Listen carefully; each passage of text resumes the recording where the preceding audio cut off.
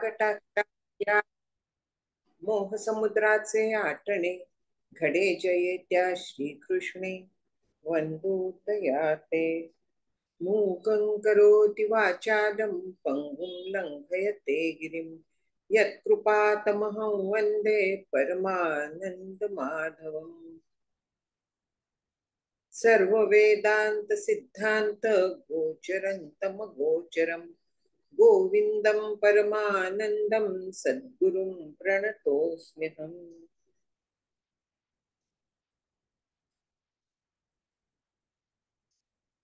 श्री शंकराचार्यांना, सर्व देवतांना, सगळ्यांना नमस्कार करते।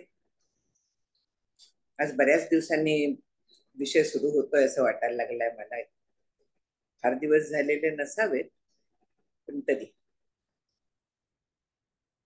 आपलं गेल्या वेळेस 350 पर्यंत झालेलं होतं की ज्याच्यात उदाहरणांनी आचार्यांनी आपल्याला सांगितलं की जसं रज्जूवरती सर्प भासतो त्यावेळे सर्पाचा भास कधी जातो, सर्प नाहीये हे कधी कळतं, तर रज्जूचं ज्ञान झाल्यावर कळतं।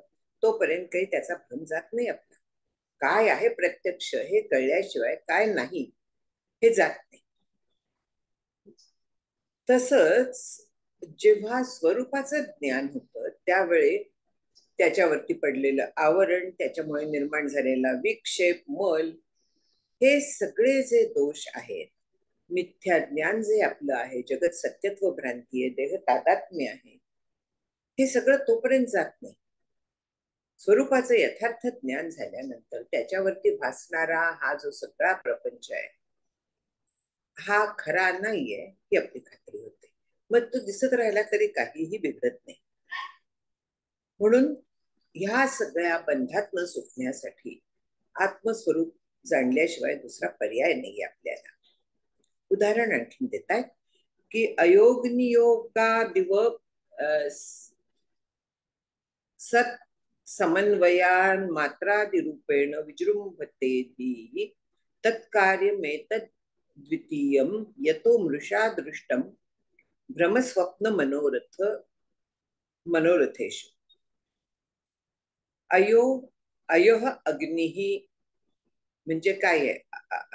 अय म्हणजे लोखंड, आणखीन अग्नी, त्यांचा जेव्हा योग येतो म्हणजे काय? योग येतं म्हणजे जोडलं जातं। आता लोखंड आणि अग्नी जोडलं जाणं म्हणजे अग्नीमध्ये लोखंड तापवायला टाकणं। मग त्यांचं जेव्हा असं लोखंड तापवलं जातं अग्नीमध्ये ठेवून, तर तेव्हा ते कसं काय होतं? लाल होतं। एरवी लोखंडाने आपल्याला भाजत नाही, पृथ्वी तत्व आहे, ते कडक आहे, ठीक आहे, पण भाजत नाही। पण अग्नीच्या संबंधाने त्याच्यामध्ये उष्णता येते। ती उष्णता जणू काय लोखंडच गरम आहे मुळातलं, अशा पद्धतीने प्रतीत होते। म्हणजे मुळात नसलेली उष्णता त्या अग्नीमध्ये आपल्याला दिसते, आणि मग हा अग्नीचा गोळा आहे अशा पद्धतीने आपल्याला वाटायला लागतं। तसंच बुद्धी जी आहे तिच्याशी ह्या सद्रूप आत्म्याचा योग होतो। योग होतो म्हणजे काय होतं? जसा त्या लोखंडाच्या गोळ्यामध्ये अग्नी शिरतो असं आपल्याला वाटतं, वास्तविक शिरत नाही। वास्तविक लोखंड लोखंडच राहतं, पण तात्पुरता संबंध येतो, आणखीन ते त्याच्या संगाच्या मुळे ते लोखंड तापतं। तसं ह्या सद्रूप आत्म्याचा वास्तविक म्हटलं तर सगळ्याच गोष्टींचा आत्म्याशी कायमचाच योग आहे ना। योग आहे म्हणजे काय? तर त्याच्यावरतीच भासतायत ना। पण आत्म्याचा विशेष योग बुद्धीशी येतो, कारण त्याच्यामध्ये त्याचं ऍडिशनल प्रतिबिंब पडतं। आता हा इथे मोबाईल दिसतोय मला, ह्याच्यात दिव्याचं प्रकाश पडणार नाहीये, आतमध्ये फकणार नाहीये, पण तेच आता इथे हे पडे बरं, याच्यामध्ये आतमध्ये आलाय की नाही? रिकामी बाटली आहे, पण ह्याच्यामध्ये आतमध्ये पूर्णपणे प्रकाश फाकलेला आहे। मला आरपार दिसते ती, हे जे लेबल आहे हे सुद्धा मला इकडून देखील दिसत आहे। का दिसत आहे? कारण ते प्रकाश जो आहे तर तो ह्या पारदर्शक असल्यामुळे फाकलेला आहे. आणखीन जे पारदर्शक नाही त्याच्यात फाकत नाही. तशी बुद्धी स्वच्छ आहे, अतिशय स्फटिकासारखी आहे, मुळातली शुद्ध आहे, म्हणून ती प्रकाश घेते. म्हणजे मग काय झालं की इथे ती बुद्धी आणखीन आत्मतत्व ह्यांचा डायरेक्ट संबंध आहे. त्या बुद्धीला अग्नीमध्ये जसं लोखंड टाकतात तसं त्या प्रकाशामध्ये तिला टाकलं किंवा प्रकाश तिच्यात पडला. काहीही म्हणा, एकंदरीत काय आहे, बुद्धीमध्ये प्रकाश फाकला. जसा उष्णता त्या लोखंडाच्या गोळ्यात पसरली तसा हा प्रकाश त्या बुद्धीमध्ये पसरला. आणि मग पसरल्यामुळे जसं तो लोखंड म्हणजे अग्नीय वाटायला लागलं तसं बुद्धी चेतने वाटायला लागलं. सगळे ते जे आत्म्याचे गुणधर्म आहेत, ब्रह्माचे गुणधर्म आहेत, सच्चिद आनंद रूप, ते बुद्धीमध्ये आल्यासारखं वाटायला लागलं. मग बुद्धी स्वतःला मी म्हणायला लागली. आपण हे सगळं पाहिलेलं आहे. आणि मग ती बुद्धी मी खरी प्रमाता म्हणजे सगळं करणार, ज्ञान करून घेणारी ती मी आहे. मग हे सत्य आहे जग, हे जे समोर दिसत आहे, हे टेबल आहे, हा लॅपटॉप आहे, हे सगळं सत्य आहे. तिथे पण ब्रह्म आहे ना, त्याच्यावरतीच ब्रह्मावरतीच हे सगळं भासताय ना. मग त्याला पण सत्यत्व यायला लागलं, सगळं हे सत्य वाटायला लागलं. ब्रह्माचं सत्यत्व इकडे प्रत्यय यायला लागलं. म्हणून हा सगळा जो द्वैत प्रपंच आहे, सगळा द्वैत प्रपंच तो बुद्धीचं कार्य आहे. आणखीन याच्यामध्ये सगळंच येतं, म्हणजे स्वतः बुद्धी देखील त्याच्यातच येते. मन, बुद्धी, चित्त, अहंकार, सगळा प्राण वगैरे जे काय, देह जे काय आहे, यच्च यावत सृष्टी, स्थूल सूक्ष्म सृष्टी, ती भासमान व्हायला लागते ह्या बुद्धीतल्या त्या प्रकाशामुळे. बुद्धीच सगळं हे धारण करते. शास्त्रात सिद्ध झालेलं आहे फिजिक्स मध्ये की मनच ही सगळी रूप धारण करतं. दृष्टीसृष्टीवाद सिद्ध झालाय की मनच जे काही दिसतं त्याची सगळी रूप मनच धारण करतं. मन धारण करतं म्हणजे काय आहे, आता म्हटलं ते प्रत्यक्ष तिथे परब्रह्म आहे, पण त्याच्यावरती ह्या सगळ्या गोष्टींचा आभास होतो. तेव्हा खरं नाहीये ते, उघड आहे, आपल्याला खरं वाटतं. आणखीन हा द्वैत प्रपंच जो आहे तो स्वप्नाप्रमाणेच मिथ्या आहे. मनोराज्य जसं असतं मिथ्या, तसाच तो मिथ्या आहे. जसा भ्रम असतो, भ्रम म्हणजे तिथे काय दिसताय बरं, माणूस असेल की काय, माणूस नाहीये. परवा ते झाड तिथलं कापायला लागलं, वाळवी लागली होती म्हणून, तर ते खोड दिसतंय मला, पण ते लक्षात नाही आलं. झाडाची पानं वगैरे नाहीयेत, आता नुसतं खोड उभं आहे. मला वाटलं माणूस आहे तिथे. प्रत्यक्ष काय आहे, लाकूड आहे, त्याच्या पलीकडे काय आहे, झाडाचं खोड आहे, त्या पलीकडे तिथे काही नाही. पण ते जसं मला मिथ्या असून देखील, खोटं असून देखील सत्य वाटायला लागतं भ्रमामध्ये, मी घाबरून जाते, कोण आलाय.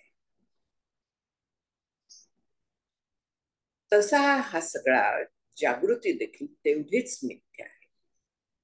स्वप्न मिथ्या आपल्याला पटतं, पण स्वप्नात आपल्याला काय ते सत्य वाटतं की नाही. स्वप्नामध्ये ते सत्यच वाटतं. ती राजा जनकाची गोष्ट आहे ना, की एकदा त्याला स्वप्न पडलं. स्वप्नामध्ये तो भिकारी होता, अत्यंत दुःखी होता. त्याला जखम झाली तरी वैद्याने औषध सुद्धा दिलं नाही, पैसे नाहीत म्हणून. जागा झाल्यानंतर बघतो तर सगळं राजवैभव आहे. दरबारात गेल्यावर त्यांनी प्रश्न विचारला की हे सत्य का ते सत्य.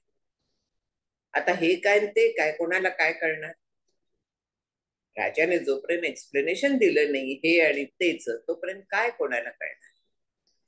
आणि राजा त्याच्या पलीकडे बोलायला तयार नाही. बराच वेळ गेला, कोणाला काही सुचेना, सगळे पंडित आपले स्तब्ध. पंडितांची पण सभा होती ना ती, तिथे मला वाटतं हो अष्टावक्र मुनी आहे. तर त्यांना तोच प्रश्न विचारला गेला. ते म्हणाले की सोपं आहे अतिशय, त्यावेळेला ते सत्य, आणखीन ह्या वेळेला हे सत्य. म्हणजे काय? स्वप्नात असताना स्वप्नच सत्य वाटतं, तेवढंच जागृतीत असताना जागृतीतले पदार्थ सत्य वाटतात. पण जागृतीतले पदार्थ स्वप्नात उपयोगी पडतात का? नाही पडत. जागृतीतलं विश्व स्वप्नात नसतं, स्वप्नातलं विश्व जागृतीत नसतं. म्हणजे दोन्हीचा जर का परस्परात व्यतिरेक आहे तर दोन्ही मिथ्या ठरतात ना. सत्य जे असतं ते कायम असतं, ते नाही असं कधी होतच नाही. पण जेव्हा ह्या गोष्टी नाही अशा होतात त्या अर्थी त्या खऱ्या नाहीयेत. म्हणून जागृती पण स्वप्नाएवढीच, मनोराज्याएवढीच, भ्रमाएवढीच मिथ्या आहे, हे परत परत आपल्याला आचार्य पटवून देत आहेत. जागृती, स्वप्नाचा उपयोग नेहमी परमार्थात या दृष्टीने केला जातो. जागृती मिथ्या ठरवायला, जागृतीतले पदार्थ मिथ्या ठरवायला स्वप्नाचा आपल्याला फार उपयोग होतो.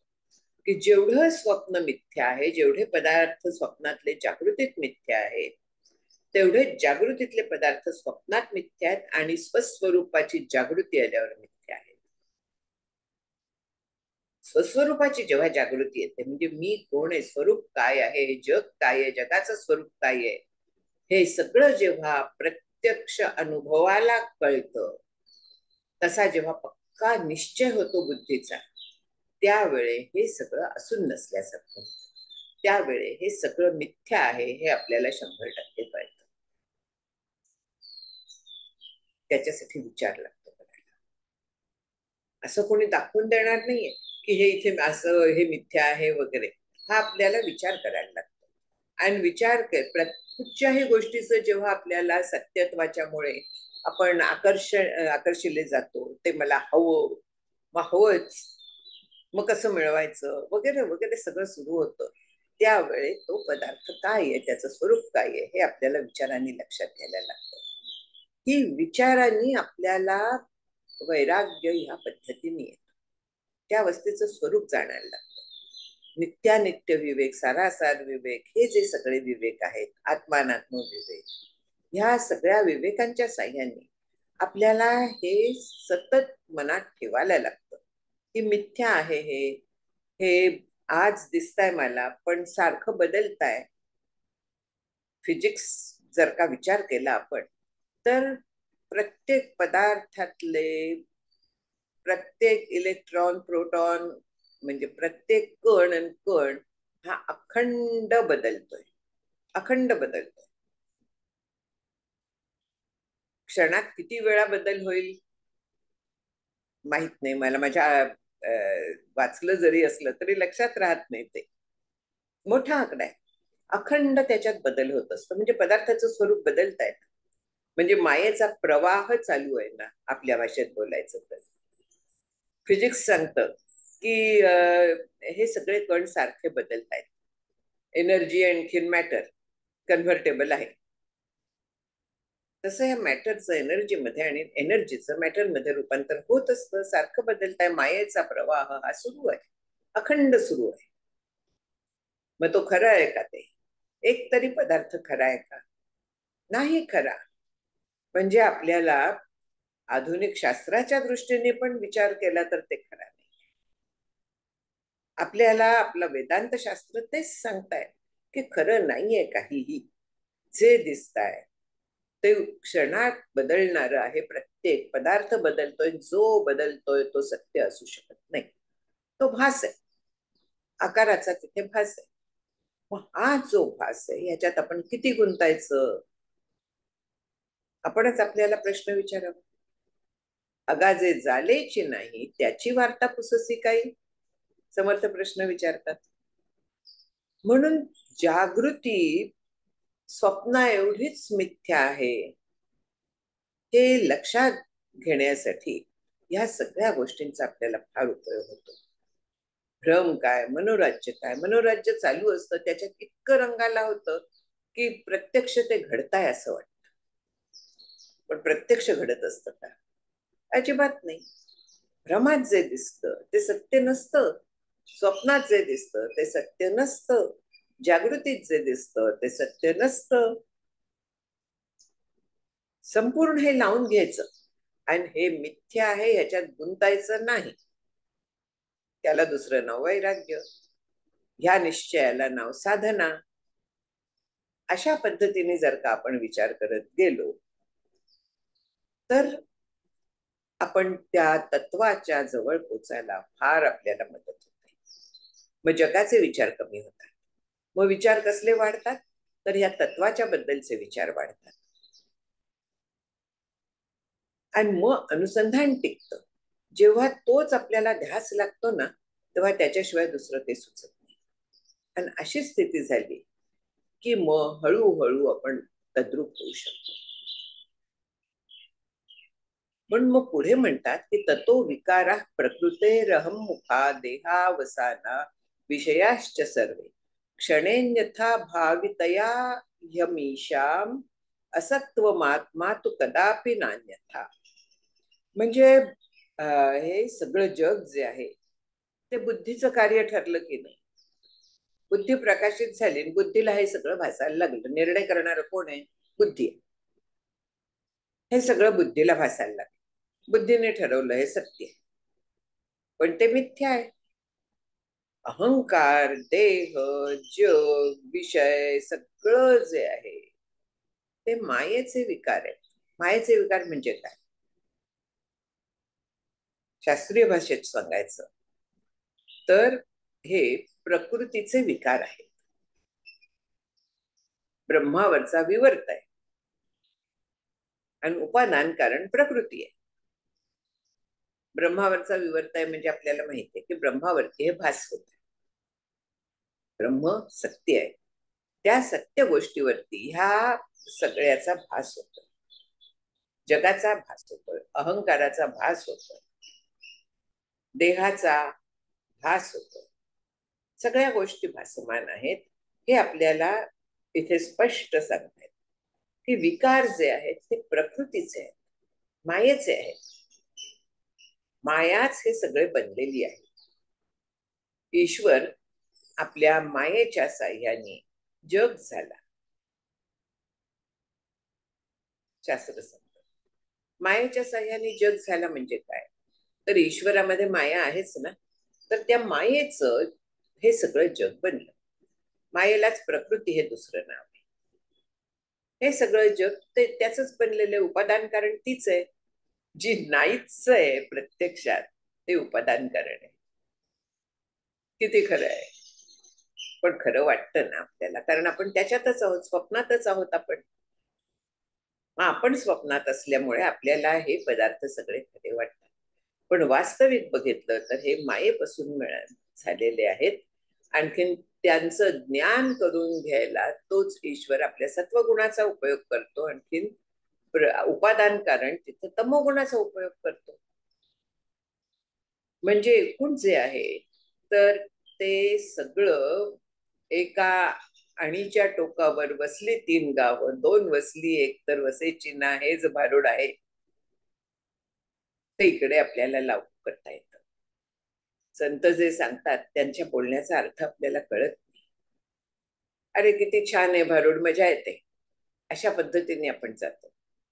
पण त्याचा गूढार्थ काय आहे हा विचार जो करतो तो पुढे जाऊ शकतो, तो सुटू शकतो. इथे जे सांगतायत की अहम, देह, देहापर्यंत सगळंच, सगळे विषय, सगळं जे आहे ते मायेचे विकार आहेत. आणि ते क्षणोक्षणी बदलत असतात.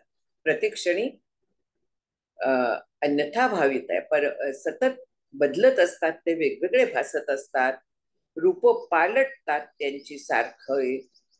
आणि असं असल्यामुळे ते मिथ्या आहेत.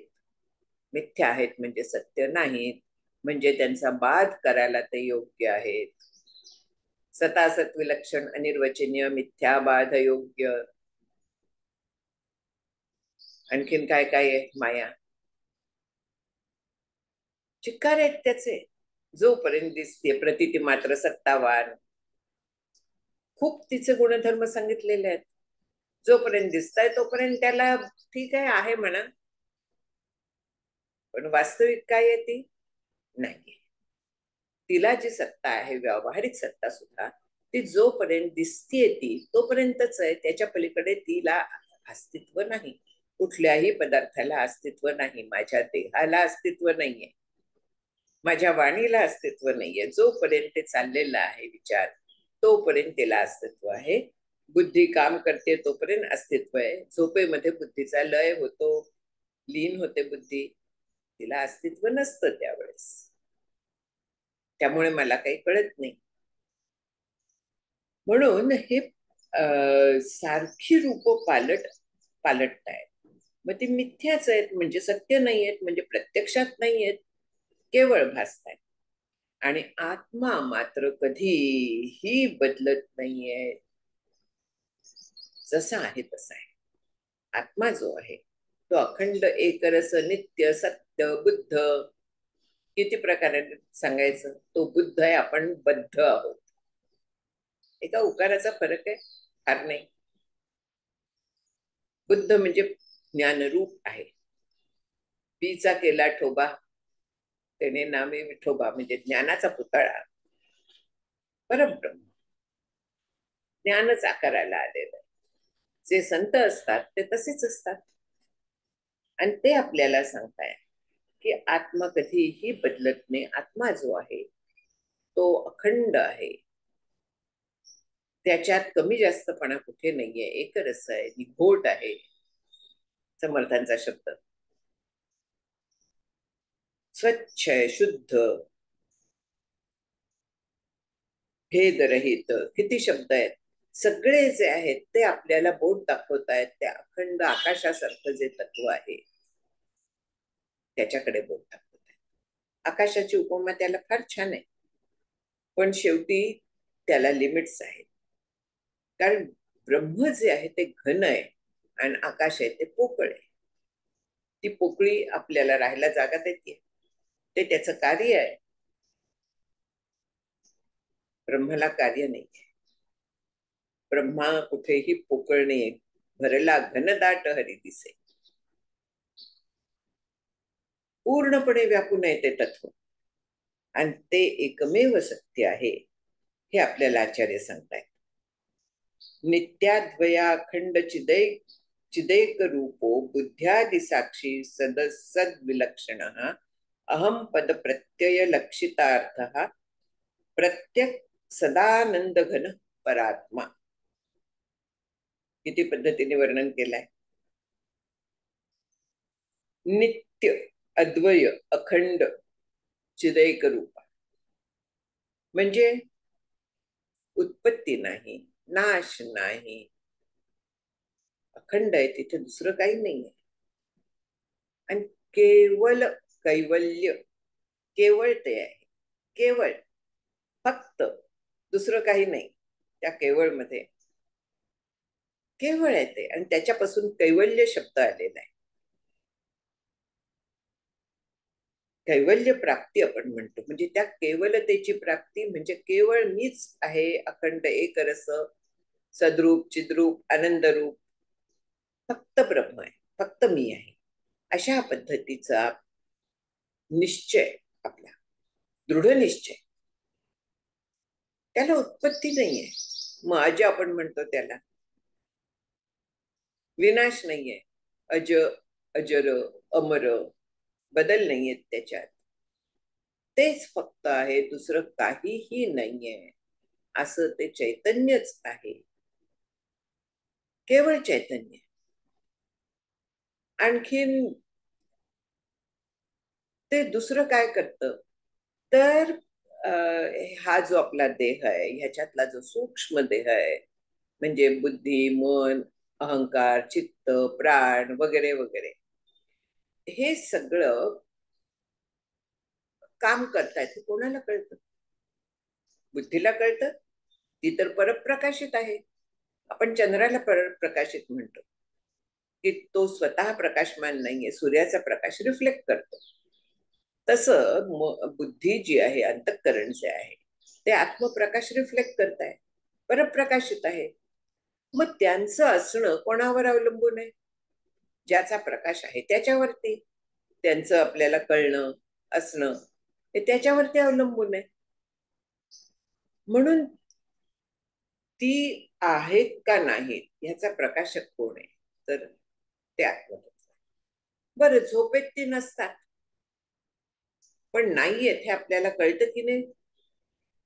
मला काही कळलं नाही, गाढ झोप लागली होती, म्हणजे हे आपल्याला कळलंय. हे कसं कळतं? हे कोणामुळे कळतं? तर त्या चिद्रूपामुळे कळतं. म्हणून हा जो परमार्थ रूप आहे, सगळ्यांच्या आत आहे, प्रत्येक बोधा सगळीकडे येतो. तो नाही अशी जागा नाही.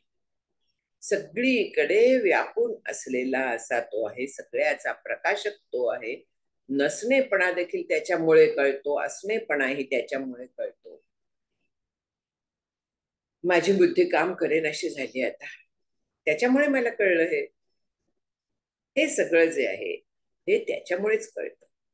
बरं, मग तो स्थूल आहे का सूक्ष्म आहे का कसा आहे, मध्यम परिमाण आहे? वेगवेगळी मतं आहेत ही आत्म्याच्या बद्दल. कोणी म्हणतं तो सूक्ष्म आहे, अगदी सगळ्या नाड्यातनं फिरतो. आणखीन वेगवेगळे मत आहेत, आपण त्यांच्यात पडायचं काही कारण नाहीये. आपल्या ह्याच्याप्रमाणे सगळ्या देहाला व्यापणारी जी तत्व आहेत, त्याच्यात प्राण, अंतःकरण, आणखीन आत्मतत्व, ही पूर्ण देहाला व्यापून असतात. कारण बुद्धी सगळ्या देहाला व्याप्ती आहे ना. मग बुद्धी जर का सगळ्या देहाला व्याप्ती आहे, तर आत्मतत्व पण म्हणजे चिदाभास सगळ्या देहाला व्यापणार आहे. ब्रह्म काय व्यापून आहेच, ते वेगळं सांगायची गरज नाही. पण ही देखील व्यापून असतात, सगळ्याहून व्यापक आहेत. तो स्थूल नाही, तो सूक्ष्म नाही. मग मध्यम आहे का? तसाही नाही. मग कसा आहे? जसा असायचा तसा आहे. अत्यंत सूक्ष्म आहे, कळण्याच्या पलीकडे आहे, इंद्रियांच्या रेंजच्या पलीकडे आहे. कोणालाही तो असा म्हणून सांगता येत नाही. केवळ तद्रूप झाल्यानंतर ते कळू शकतं, पण कोणालाही तो कसा आहे हे आपल्याला सांगता येत नाही. पण मग त्याला जाणायचं कसं? माऊली सांगतात, सर्वांच्या हृदय देशी मी अमुक आहे ऐसी, स्फूर्ती स्फुरे जे अहर्निशी का बुद्धी स्फुरे ते वस्तुगामी. म्हणजे प्रत्येकाला मी आहे ही जाणीव असते की नाही? त्या जाणीवेच्या रूपाने अस्तित्वाची जाणीव आहे. मी आहे ह्या जाणीवेच्या रूपाने. मग पुढे मी अमुक आहे, मी तमुक आहे, अमुक असं आहे तसं आहे, येतात त्याच्यावरती. पण त्या रूपाने बोट दाखवलं जातं, ते त्या सद्रूप आत्म्याकडे दाखवलं जातं. म्हणून अहम, मी, ह्या पदाने तो जाणला जातो. मी आहे. कोण आहे? ते चेतन तत्व मी आहे. त्यामुळे मला जाणीव आहे, मला कळत आहे, माझं अस्तित्व आहे, सत्तत्वामुळे आहे. मला आनंद होतोय, आनंद तत्वामुळे आहे. हा जो सगळा प्रकार आहे, हा कसला आहे? सॉरी, काहीतरी इथे आलं. म्हणून हे जे सॉरी कुठे गेलं, हा अहम प्रत्यय चालला होता. तर ह्या पदानी आणि त्यांनी जाणला जाणारा जो आत्मा आहे, तो परमार्थ रूप आहे, सगळ्यांच्या आत आहे. नाही अशी त्याची जागाच नाही, कुठे नाही असं म्हणताच येणार नाही, सगळीकडे तो व्यापून आहे. आणि अबाधित आनंदही रस आहे. काय छान आहे बघा, अखंड आनंद आहे. आनंद एक रस आहे, सदानंद घन आहे. आनंद हे त्याचं खरं स्वरूप आहे. सत आहे, खरं आहे, चिद्रूप आहे, खरं आहे म्हणून कळतोय, कळतोय म्हणून आनंद होतोय. सगळ्यात सूक्ष्म जे आहे ते आनंद आहे. आनंद घन आहे, केवळ आनंद हे त्याचं स्वरूप आहे. त्यामुळे जे त्याला जाणतात, तद्रूप होतात, ते स्वतः आनंद घन होतात. त्यांच्याकडे आनंदाचे डोही, आनंद तरंग, आनंदाची अंग आनंदाचे. जगाचे जे तरंग आहेत, विषयांचे जे तरंग आहेत, मग आपल्याला ते दुःखमय वाटत विषय, नाहीतर कसेही वाटत, पण जे काही तरंग आहेत ते आनंदाचेच आहेत. कारण तिथे मागे ब्रह्म आहे ना, ब्रह्माशिवाय काय आहे? आणि ब्रह्म आनंद रूप आहे, म्हणून सगळं आनंददायी असं आहे. आणखीन परमात्मा त्यांचा द्रष्टा आहे, साक्षी आहे, तो इन्व्हॉल्व नाहीये. त्याला ना आकार ना उकार ना अंतःकरण मन बुद्धी काहीही कुठे नाहीये. तो काय करणार आहे? काहीच नाही करणार, काही करूच शकत नाही तो. त्यामुळे तो फक्त साक्षी असतो, आणि साक्षी सुद्धा निर्विकार साक्षी असतो. आपण जर काय काहीतरी बघितलं, आपल्यावरती त्याचे परिणाम होतात. जरी आपण त्याच्यात प्रत्यक्ष भाग घेतला नाही, केवळ साक्षीत्व केलं, तरी देखील त्या घटनेचे आपल्या अंतःकरणावरती परिणाम होऊ शकतात. पण तसे काहीही परिणाम याच्यावरती होत नाही. आपल्यावरती परिणाम होतात म्हणून ते टीव्हीवरच्या मालिका वगैरे बघू नये म्हणून सांगतात ना. का सांगतात टीव्हीवरच्या मालिका बघू नये? त्या दृश्याचा आपण जरी त्याचा प्रत्यक्ष नसलो, आपण साक्षीत्व करतोय, पण तरी आपल्यावरती त्याचा परिणाम होतो. ते मनात रेंगाळत राहतात. असं कसं वागलं, मग असं करायला नको होतं, मग असं व्हायला नको होतं. ऐकलाय की नाही हे सगळे शब्द? ते कुठून आले? मनावर परिणाम झाला म्हणून ते शब्द उमटतायत. मग मनावरती परिणाम का होतो? संस्कार होतो. केवळ साक्षीत्व आहे, हे होत नाही. त्यामुळे ते बघूच नाहीये मुळात. पण परमात्मा जो आहे हा निर्विकार साक्षी आहे. त्याला मन बुद्धी नाहीच आहे. विकार होणार आहेत कुठनं? आकार नाहीये, निराकार आहे, निरवयव आहे. जे अवयवी असतं, म्हणजे जे कणांचं बनलेलं असतं, त्याच्यात बदल होऊ शकतात. याच्यात बदल होणार आहेत कुठनं? अशक्य आहे. तो केवळ साक्षी आहे, आनंददायक रस आहे, आणि फक्त साक्षी आहे. पण त्याच्यामुळे आपल्याला सगळं ज्ञान होतं. त्याच्यामुळे आपल्याला सगळ्याचं अस्तित्व आहे कळतं. अभाव पण त्याच्यामुळेच कळतो. हा अभावाचा प्रकाश. हा अभाव म्हणून जो मानलेला आहे ना, अनुपलब्धी प्रमाण, ते बाकी कुठे आपल्याला सापडणार नाही. खासियत आहे ती वेदांताची. मग त्याच्यात देखील भाग पाडलेले आहेत त्या अभाव मध्ये. अभाव प्रमा म्हणतात त्याला, अनुपलब्धी प्रमाण जे आहे ते. आणि मग त्याच्यात परस्परात अभाव एकमेकांचा वगैरे, तिथे भेद आपल्याला दिसतो. वेगवेगळे प्रकार आहेत त्याचे, जाऊन दे. इत्थम विपश्चित सदसद विभज्य निश्चित्य तत्व निजबोध दृष्ट्या ज्ञात्वा स्वमात्मानमखंड बोधम तेभ्यो विमुक्त स्वयमेव शाम्यती. म्हणजे अशा पद्धतीने जो पंडित आहे, जो विद्वान आहे, तो आत्मा अनात्मा यांचा विवेक करतो. म्हणजे आत्मतत्व सगळीकडे व्यापून आहे, अनात्मतत्व बदलणार आहे वगैरे. समोरच्या व्यक्तीमध्ये आत्मा आहे, तो सत्य आहे. जे दिसताय, जे जाणवत आहे ते मिथ्या आहे, ते अनात्मा आहे वगैरे. या पद्धतीने तो विवेक करतो, पृथक्करण करतो. समोर जे दिसताय त्याचं पृथक्करण करतो, की हे इथे आत्मतत्व आहे, आत्मतत्वामुळे हे अनात्मतत्व कार्यरत झालेलं आहे वगैरे पद्धतीने. आणखीन मग आपली जी बुद्धी आहे, कुठची बुद्धी? जी हा निश्चय करते, जी सूक्ष्म झालेली आहे, जी विचार करते, शुद्ध आहे बुद्धिवृत्ती, सूक्ष्म आहे, अंतर्मुख आहे, अशी जी बुद्धी आहे, तर तिच्या साह्याने त्या परमार्थ तत्वाचा निश्चय करते. प्रत्येक पदार्थात समोरच्या परमात्म तत्व आहे, माझ्यामध्ये परमार्थ तत्व आहे. देह जो दिसतोय तो मिथ्या आहे, तो खरा नाहीये.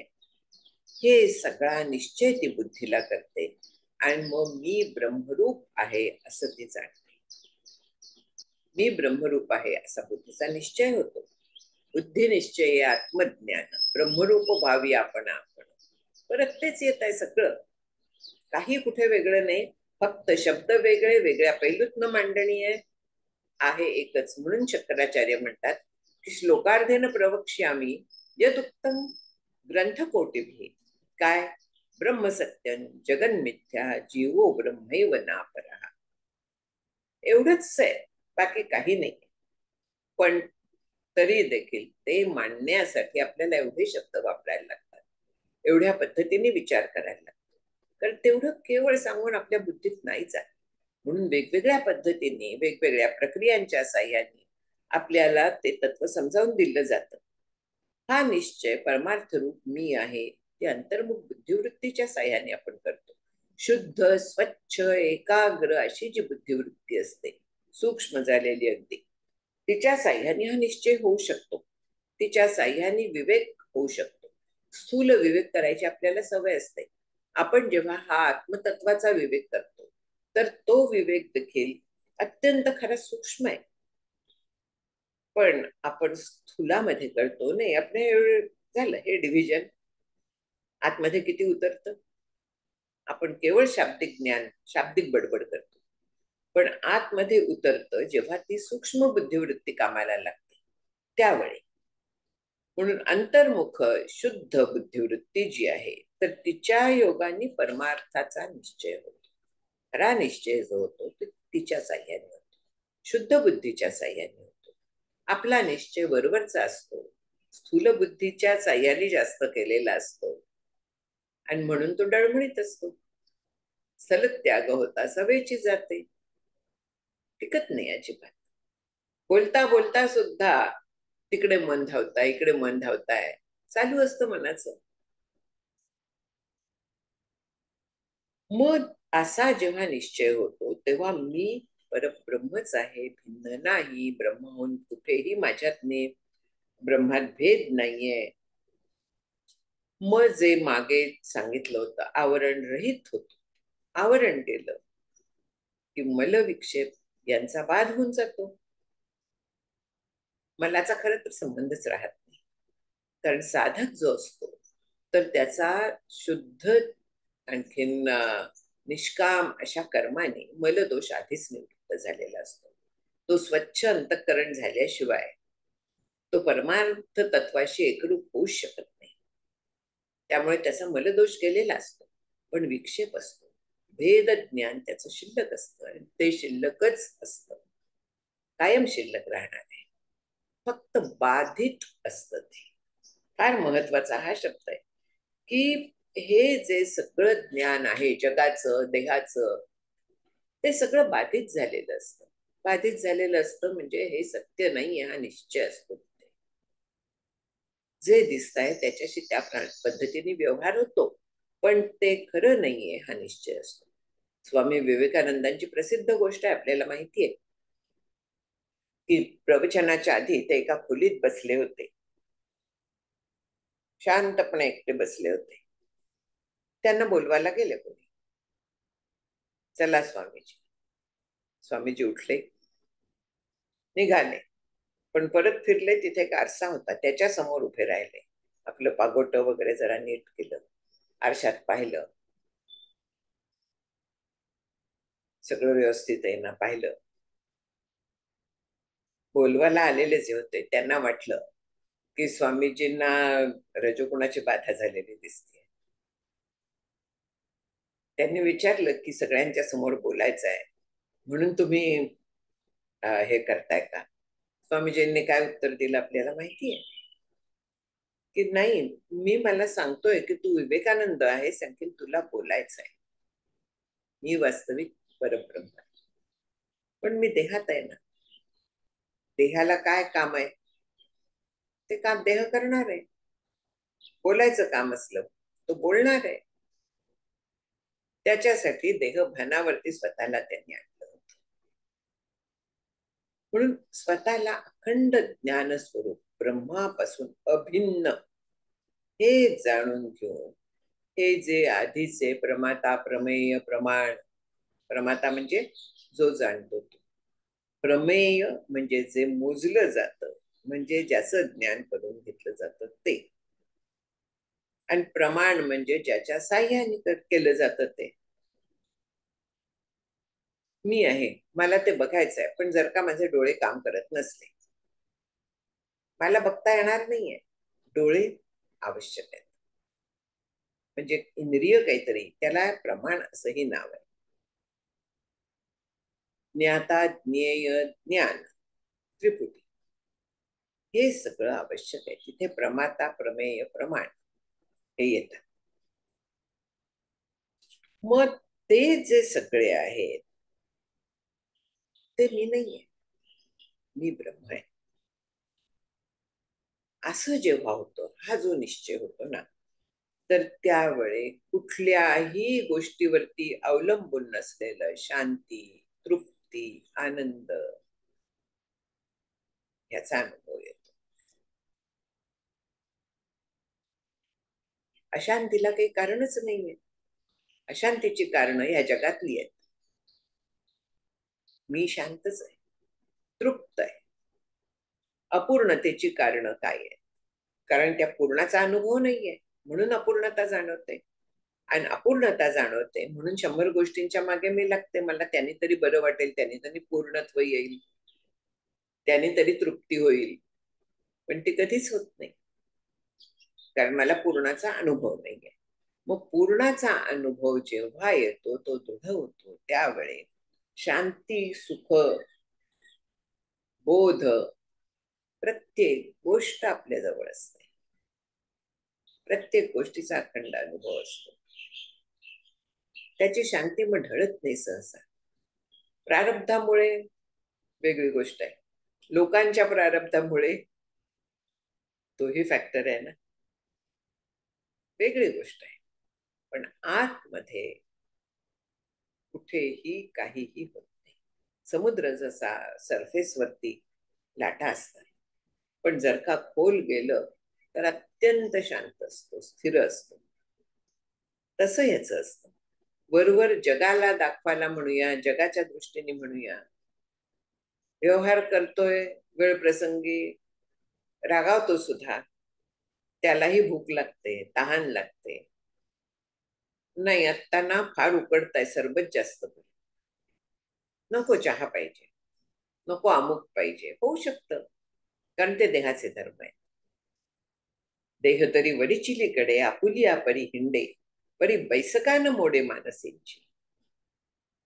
मन जे अंतःकरण जे आहे, तर ते मी ब्रह्म आहे ह्या सहज निश्चयात, दृढ निश्चयात ते असतं. त्याला वेगळा आता निश्चय करायला लागत नाही, इतकं ते सहज होऊन जातं. मग आणि मग तिथे कायमची शांती, तृप्ती, समाधान, निर्भयता वगैरे हे जे सगळे शब्द आहेत, हे तो प्रत्यक्ष असतो. प्रत्यक्ष असतो. त्याला ते व्हायला लागत नाही, विचार करून तो होत नाही. जोपर्यंत विचार करून व्हायला लागतं, तोपर्यंत तो साधक आहे. फळेचे स्वरूपाकार होणे या नाव साधक.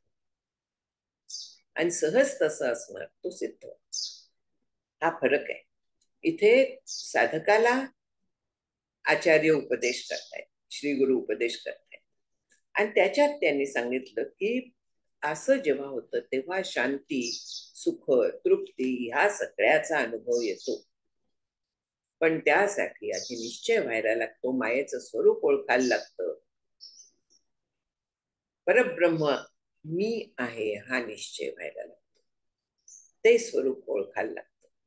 ते ओळखता येत नाही, म्हणजे काय म्हणूया, वेगळेपणाने ओळखता येत नाही, पण त्याचं शाब्दिक ज्ञान करून घेता येतं. त्याच्या भोवती गोल गोल फिरून फिरून फिरून शाब्दिक ज्ञान त्याचं आपल्याला करून घेता येतं. आणखीन ह्या ज्ञानाच्या साह्याने निश्चय आपला दृढ होतो. निश्चय दृढ झाला की होय मी तेच आहे ही आपली खात्री होती. अज्ञान हृदय ग्रंथेर निशेष विलयस्तदा समाधिना विकल्पेन म्हणजे अविकल्पेन यदा द्वैतात्म म्हणजे अद्वैतात्म दर्शन. इथे अवग्रह आहे, इंग्रजी एस सारखा, त्याचा अ असा अर्थ होतो. यदा द्वैत आत्मदर्शनम.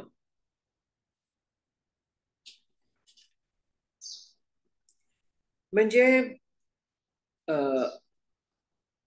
अज्ञान हृदय ग्रंथे हे निशेष विलय. म्हणजे काय की हृदयाच्या ग्रंथी ज्या सांगितलेल्या चित जड ग्रंथी हा त्याचं नाव आहे.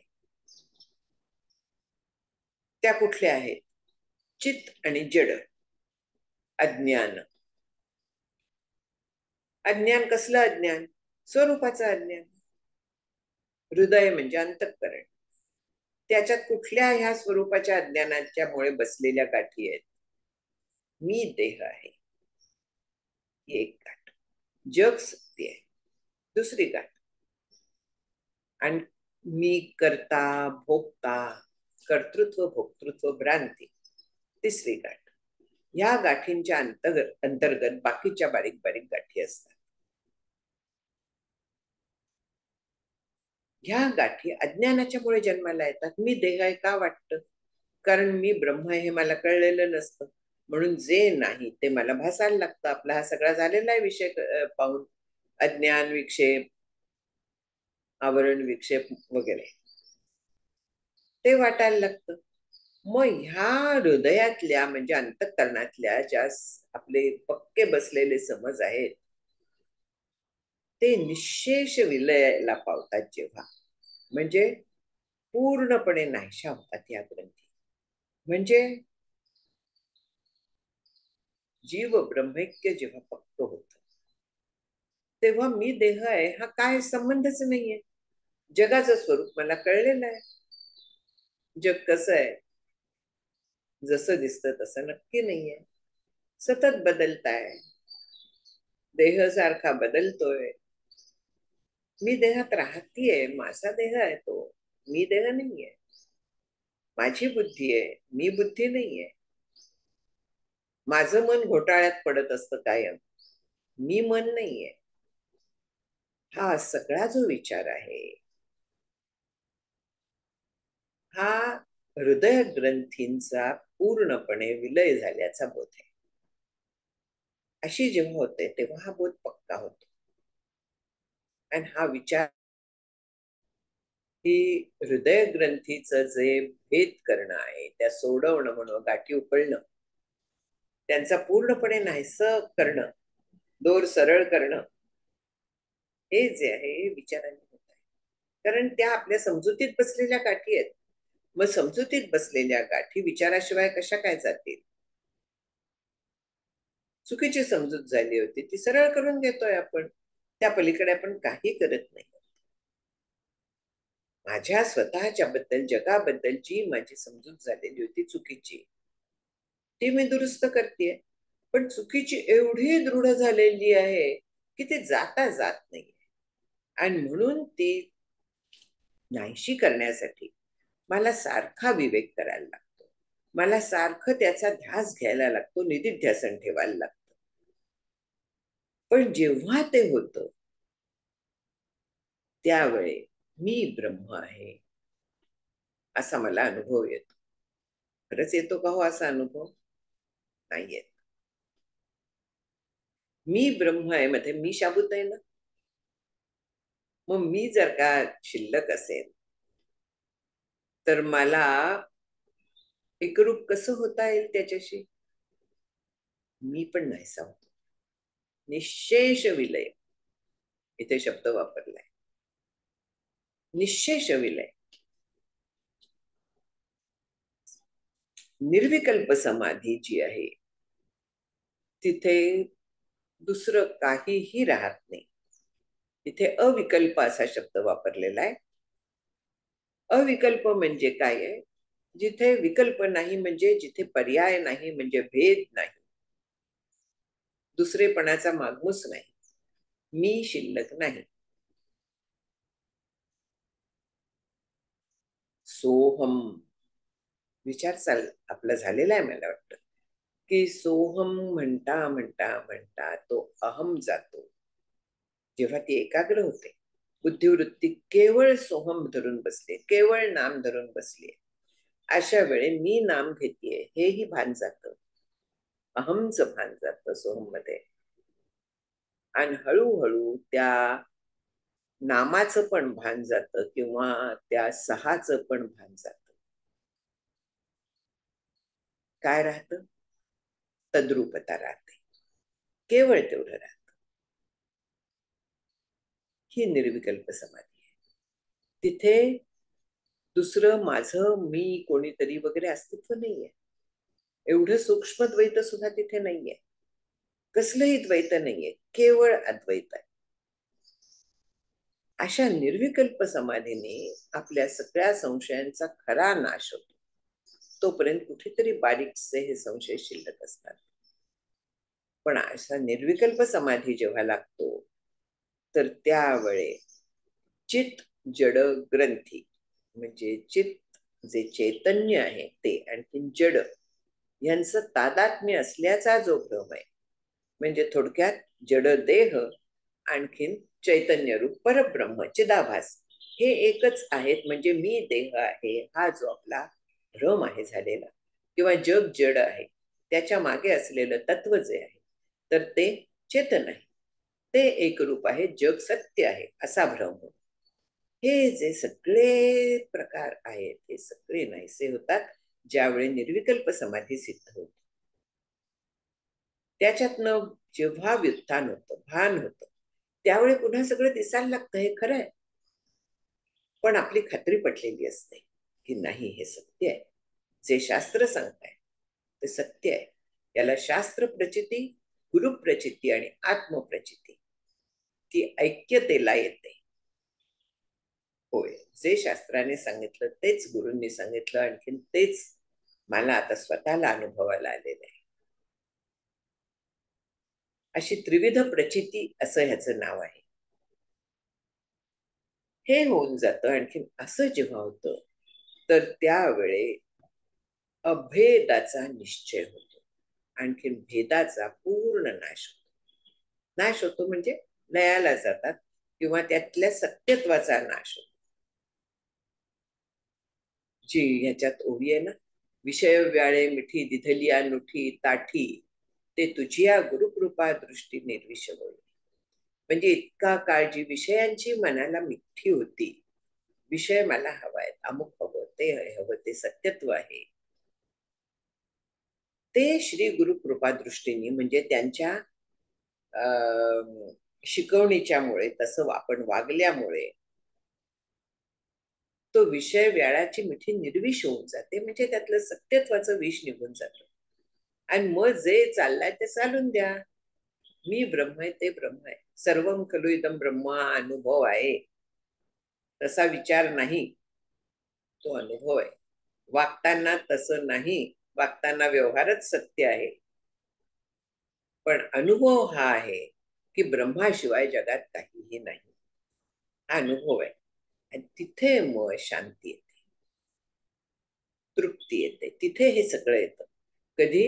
ही अज्ञान रूपी हृदय ग्रंथी जी आहे, जी चित जड ग्रंथी ज्याला म्हणतात, जिथे देह म्हणजे मी, मन म्हणजे मी अशी आपली खात्री असते, स्वतःच्या बद्दलचा पूर्ण गैरसमज असतो, भ्रम असतो, गोड गैरसमज असतो म्हणूया आपण. पण हे सगळे गैरसमज निशेष निघून जातात, आणखीन समाधी प्राप्त होतो, निर्विकल्प समाधी प्राप्त होतो. आधी सविकल्प, मग निर्विकल्प, आणि तिथे अद्वैताचा प्रत्यक्ष अनुभव असतो. पण तो अनुभव अनुभवे विण असतो, अनुभव असतो असं म्हणायला तिथे कोणी शिल्लक नसतं. तद्रूपता असते. ते जेव्हा होतं, त्याच्यातनं जेव्हा उत्थान होतं, त्यावेळी ह्या ग्रंथींचा तात्पुरता का होईना लय झालेला असतो, नाश झालेला असतो. जर का आपण त्याच्यातच समाधान मानलं तर त्या पुन्हा मानगुटीला बसतात, म्हणून पुन्हा पुन्हा तसा अनुभव घ्यायला लागतो. पुन्हा पुन्हा त्याला डॉक्टर काका आत्मवारी असं म्हणतात.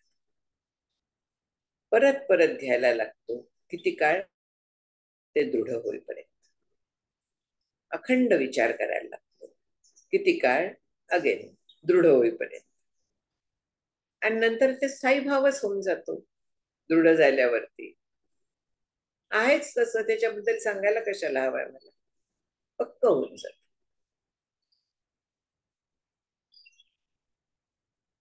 ही जी सगळ्या कल्पना आहेत, सगळ्या जे म्हणून आपल्याला त्या विचारानेच घालवायला लागतात.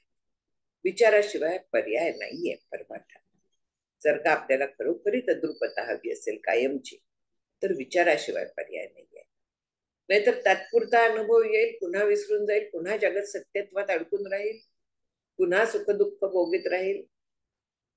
काय अर्थ आहे? अमृताची चव घेतल्यानंतर पुन्हा त्या ताकाच्या ह्याच्यात जायचं आहे का? नाही. म्हणून परत परत साधन विसरायचं नाहीये, साधन करत राहायचंय, सतत विचार करत राहायचाय, त्यानेच आपण जातो. आणि त्या दृष्टीने नामसाधना देखील तेवढीच महत्वाची असते. आपल्याला त्याच्याबरोबर कनेक्टेड राहायला त्या नामसाधनेचा फार उपयोग असतो. इथे आता आपली वेळ संपलेली आहे. आपण विचारांचं ह्याच्यातलं महत्व पाहिलं, चित जडग्रंथीबद्दल विचार केला.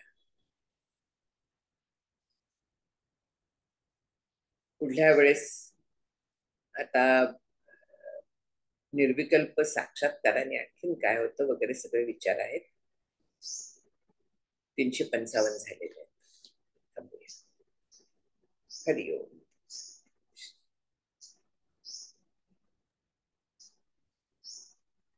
पुन्हा एकदा साष्टांग नमस्कार पूज्य ज्योत्स्नाताई. कुणाला प्रश्न असल्यास आपला मायक्रोफोन ऑन करून विचारू शकतो.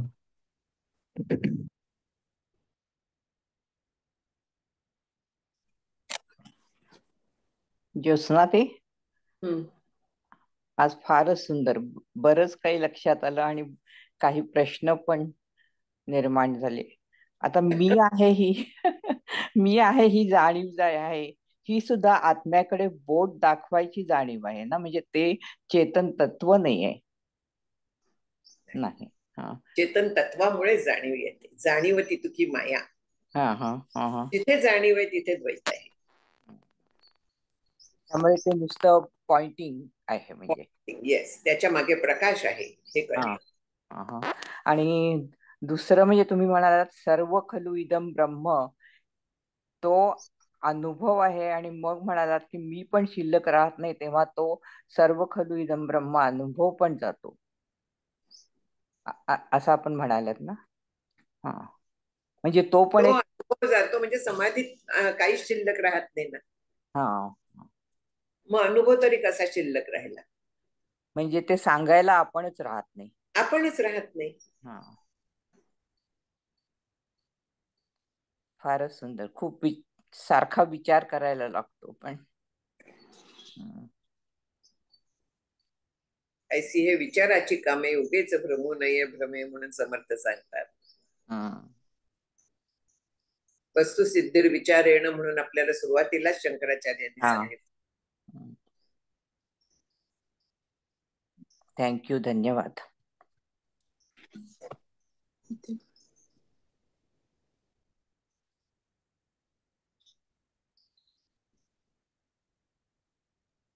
विचारावर एक प्रश्न आला होता की इथे 2 शब्द आले, तिथे शांती सुखाचा अनुभव आणि अबाधित आनंद एक रस. तर विचार करताना तदैव सौम्य सत एव सौम्य इदमग्र असेल, अशा अर्थाने असंच हे फक्त सतरूप आहे, त्याच्या मागचं आहेपणा याच्याबद्दल विचार करता येतो. आणि प्रतिबोधविदितम मतम ह्याच्याने ज्ञानरूप आहे असा विचार करता येतो. परंतु साधकाची गाडी आनंदमुळे किंवा सुखाची धाव जी असते त्याच्यामुळेच कर्म प्रवृत्ती आणि इच्छा प्रवृत्ती होते. तर ती थांबवायला हा जो विचार आहे, आनंद एकरस आहे, ज्ञानरूप आहे पण आहे, ह्याचा विचार कसा करता येतो? पण आनंद रूप आहे ह्याचा विचार कसा करावा, ज्याच्याने ही प्रवृत्ती थांबेल? आनंदाध्येव इमानी भूतानी जायन्ते आनंदादेव तिष्ठती आनंदे प्रविलयन्ति. आनंदातनच ही सगळी निर्माण झालेलं आहे, आनंदामध्येच राहतं याच्यासाठी विचार एवढाच करता येतो की ब्रह्म आनंद रूप आहे आणि त्या आनंदाच्या एका अंशावरती सगळं जीव जगतायत अशी श्रुती आहे. त्याच्या आनंदाच्या एका अंशावर म्हणजे काय, आपल्याला गाढ झोप लागते.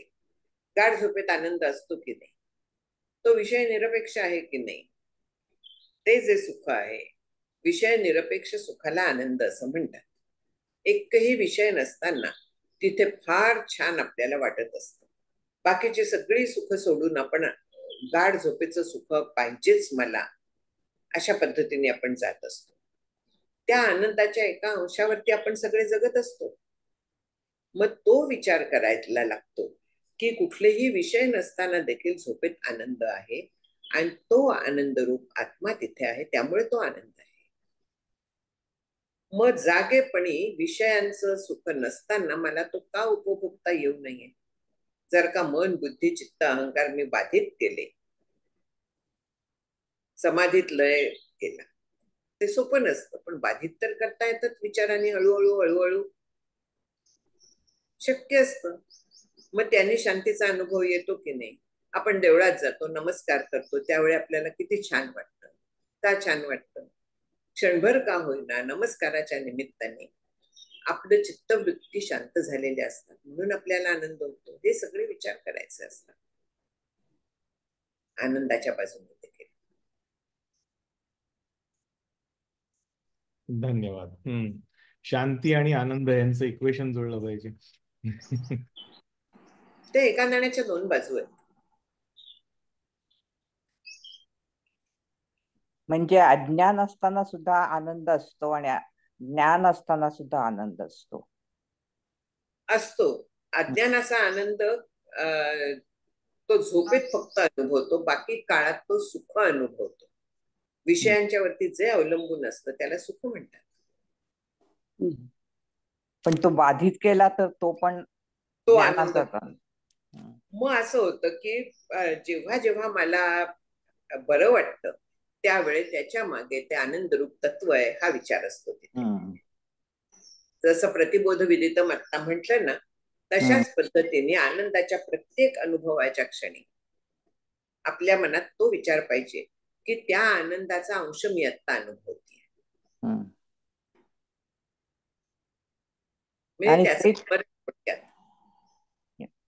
आणि तेच म्हणजे ज्ञान. तेच ज्ञान, तेच सच्चित आनंद हे वास्तविक त्याचं स्वरूप नाहीये, पण ते कसं आहे ते सांगता येत नाही.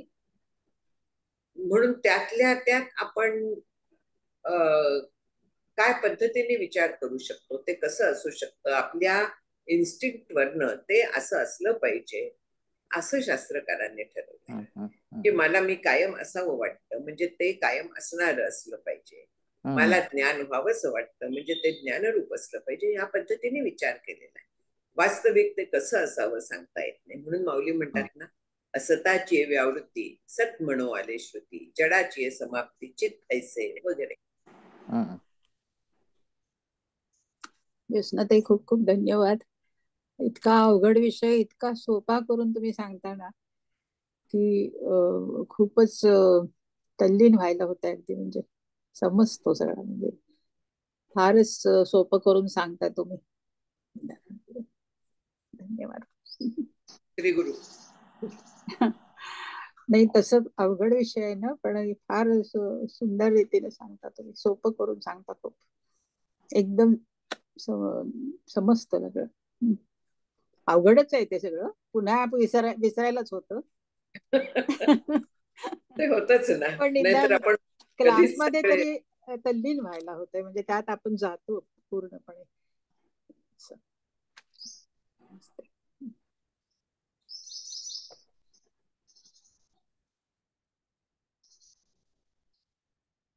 थांबायचं.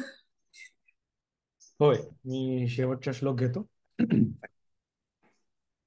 भावी पूर्ण कृपा गुरु मजवरी, प्रार्थित भावे तुला, वारी सर्व अरिष्ट नेऊनिलया, सम्मोह जो वाढला, अज्ञानांध जनासी मुक्त करुणी, शांती पदी बैसवी. विनती हीच असे न मागत दुजे, भक्ती तुझी ही हवी. श्री सद्गुरुनाथ महाराज की जय. जय